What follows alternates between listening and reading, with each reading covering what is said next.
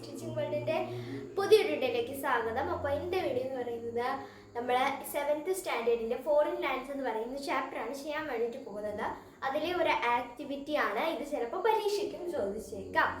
Okay, അപ്പോൾ നമുക്ക് നേരെ വീഡിയോയിലോട്ട് പോകാം. പരീക്ഷ അടുത്തടുത്ത് വന്നുകൊണ്ടിരിക്കുകയാണ്. നിങ്ങൾക്ക് എന്നാണ് ഇംഗ്ലീഷിൻ്റെ എക്സാം എന്ന് പറയാം. എനിക്ക് നാളെ ഫിസിക്സ് ആണ്, കെമിസ്ട്രി ഒരു ലോഡ് നോട്ട് എഴുതാറുണ്ട്. എന്നിട്ടും ഞാൻ നിങ്ങൾക്ക് വേണ്ടി ഇവിടെ വന്ന് നിൽക്കുന്നു. ഓക്കെ, അപ്പോൾ എല്ലാവരും ഒന്ന് സബ്സ്ക്രൈബ് ചെയ്ത് ലൈക്ക് ചെയ്ത് സപ്പോർട്ട് ചെയ്യുക. നമ്മൾ 1000-അടുത്തോട്ട് എത്താറായി. നമുക്ക് വൈകിപ്പിക്കാതെ നേരെ വീഡിയോട്ട് പോകാം. അതൊക്കെ നമുക്ക് ലാസ്റ്റ് പറയാം.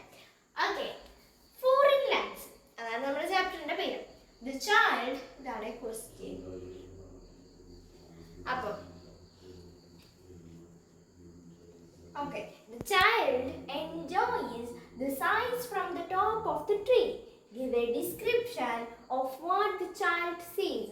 അതായത് ഇവിടെ പറയുന്നത് എന്താണ്, ആ ഒരു കുട്ടി, ആ ഒരു കൊച്ചുകുട്ടി ആ ഒരു ട്രീയുടെ മുകളിൽ നിന്നും ഒരുപാട് കാഴ്ചകൾ കണ്ടു എന്ന് നമ്മൾ ആ കവിത പഠിച്ചപ്പോൾ പഠിച്ചു അല്ലേ.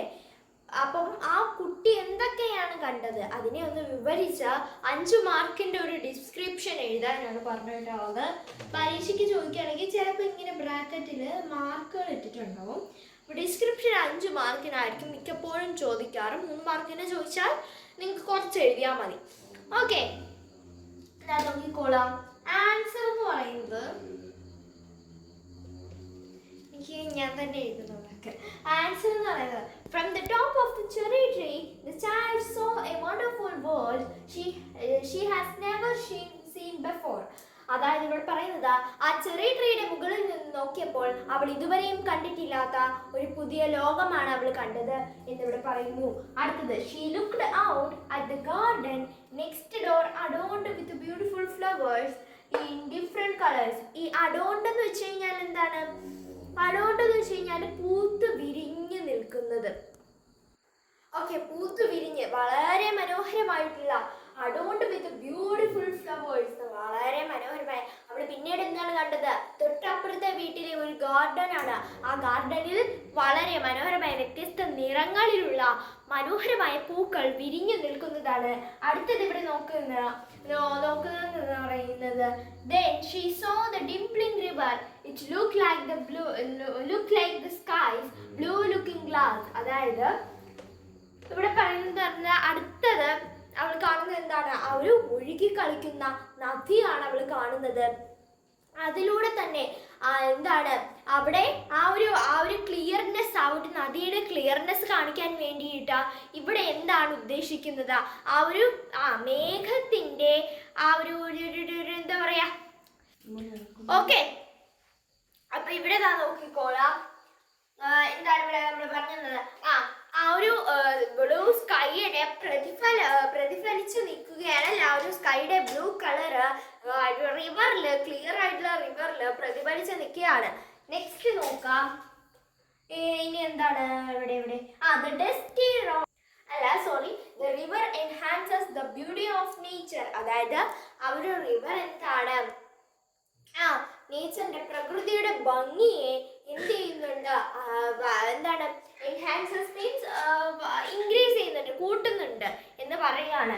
അതുപോലെ തന്നെ the dusty road was very busy with people tramping into town. അതായത് ആ ഒരു പൊടി പിടിച്ച ആ ഒരു റോഡ്, ആ തിരക്കേറിയ ആ ഒരു റോഡ് എന്താണ്, ആളുകളെല്ലാം വളരെ തിരക്ക്, അതായത് ഒരുപാട് ആളുകളാണ് ആ റോഡിൽ.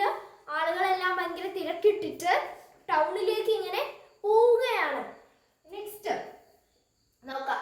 Then she thought of climbing into a higher tree so she could see further and further. അതായത് ഇവിടെ പറയുന്നത്, അപ്പൊ അവള് ചിന്തിക്കുകയാണ്, ഇനിയും ഉയരമുള്ള ഒരു മരത്തിലേക്ക് ഞാൻ കയറി കഴിഞ്ഞാൽ എനിക്ക് എന്തെല്ലാം കാണാം എന്ന് ചിന്തിക്കുകയാണ്.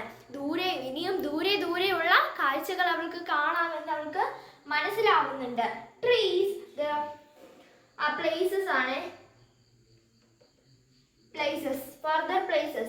The grown up river flowed towards the sea and slips among the ships. അതായത് ആ ഒരു റിവറിന്റെ ഒഴുക്ക് ഇങ്ങനെ ഒഴുകി ആ ഒരു ഷിപ്പിലേക്ക് ചെന്ന് പതിക്കുകയാണ്. അതായത് ഇങ്ങനെ ഷിപ്പ് ഇങ്ങനെ ചെറുതായിട്ടൊരു ഇളക്കം കാണൂലേ ഷിപ്പിന്, അതാണ് ഇവിടെ ഉദ്ദേശിക്കുന്നത്. സോറി, അപ്പൊ ആ ഒരു സീയിലുള്ള ഷിപ്സിലേക്കാണ് ആ ഒരു റിവറിലെ വെള്ളം ചെന്ന് ഇങ്ങനെ പതിക്കുന്നത് എന്നിവിടെ പറയാണ്. അതുപോലെ തന്നെ the road stretches out and lead onward to fairy land. ആ റോഡ് ഇങ്ങനെ നീണ്ട് നീണ്ട് നീണ്ട് നീണ്ട് എവിടോട്ടാണ്, ഒരു ഫെയറി ലാൻഡിലേക്ക് പോവുകയാണെന്ന് പറയുന്നുണ്ട്. നെക്സ്റ്റ് നോക്കാം, their children dine at 5 o'clock. അതായത് അവിടെ ആ കുട്ടികളെല്ലാവരും 5 മണിയാവുമ്പോൾ ഭക്ഷണം കഴിച്ച്, അതുപോലെ തന്നെ and all the toys come alive. It is a world of wonderful wonder with full of beautiful things. അതായത് എന്താണ്, ആ കുട്ടികൾ എല്ലാവരും 5 മണിക്ക് ഭക്ഷണം കഴിച്ച് എല്ലാ കളിപ്പാട്ടങ്ങളും അവരുടെ അടുത്തേക്ക് നീങ്ങി വരികയാണ്. അതുപോലെ തന്നെ എന്താണ് ഇവിടെ പറയുന്നത്, ആ ഒരു വേൾഡ് എന്ന് പറയുന്നത് അത്ഭുതങ്ങൾ കൊണ്ട് നിറഞ്ഞ മനോഹരമായ ഒരു ലോകമാണ്. The child in the poem make us realize that imagination have no limits. ഈ ഒരു കഥയിലെ, ഈ ഒരു പോയത്തിലെ, കഥയല്ല പോയം, ഈ ഒരു പോയത്തിലെ ഈ ഒരു കുട്ടി എന്ന് പറയുന്നത് ഇമാജിനേഷൻ, അതായത് ഓക്കെ. അപ്പം എന്താണ് ഈ കഥ, ഈ ഒരു പോമിലെ കുട്ടി നമ്മളോട് പറയുന്നത് ഇമാജിനേഷൻ ഹാവ് നോ ലിമിറ്റ്. അതായത് ഈ ഇമാജിനേഷൻ എന്താണ്, സങ്കല്പത്തിന് അതിരുകളില്ല എന്നുള്ളതാണ്. അപ്പം ഞാനിപ്പോൾ ചിന്തിക്കുകയാണ്, എനിക്കിപ്പോൾ സ്കൂളിൽ പോവണ്ട, ഞാനിങ്ങനെ സ്കൂളിൽ പോകാതെ വീട്ടിൽ സുഖിച്ച് ഇങ്ങനെ കിടന്നുറങ്ങുകയാണ് എന്നൊക്കെ നമുക്ക് ചിന്തിച്ചുകൂടെ? അത്രേ ഉള്ളൂ.